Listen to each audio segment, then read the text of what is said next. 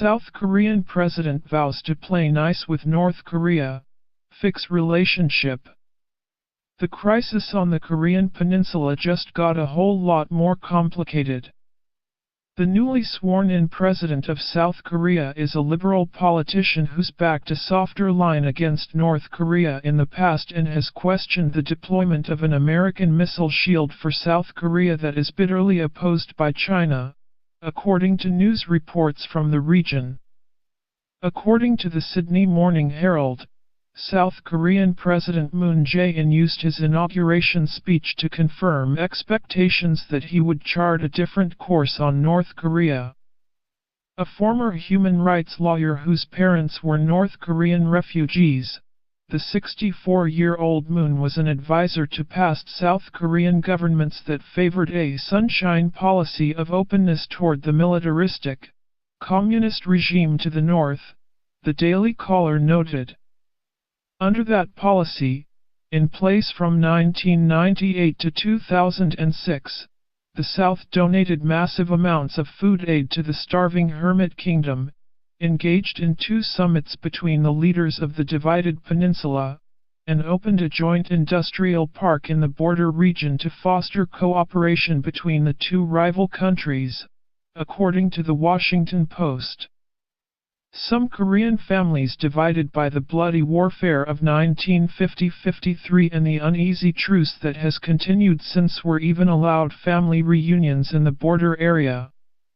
In return for the South's approaches, North Korea continued its nuclear weapons program, conducting a nuclear test in 2006 that exploded the Sunshine Policy and any realistic hopes that North Korea would start behaving like a rational, peace-minded country.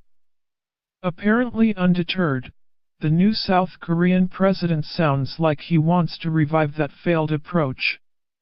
"I will try to solve the security crisis urgently," Moon said in his inauguration speech. "If needed, I will fly straight to Washington. I will also go to Beijing and Tokyo and even Pyongyang in the right circumstances." Just as worrisome to practical people, Moon has said he will review South Korea's approval of a crucial U.S. anti-missile program in his country that China objects to. The American deployment of the Terminal High Altitude Area Defense Missile Shield over South Korea has rankled China. Moon's speech and his willingness to re-engage with the North already pose the risk of pulling the rug out from under American policy toward Pyongyang. What he does next is going to be crucial.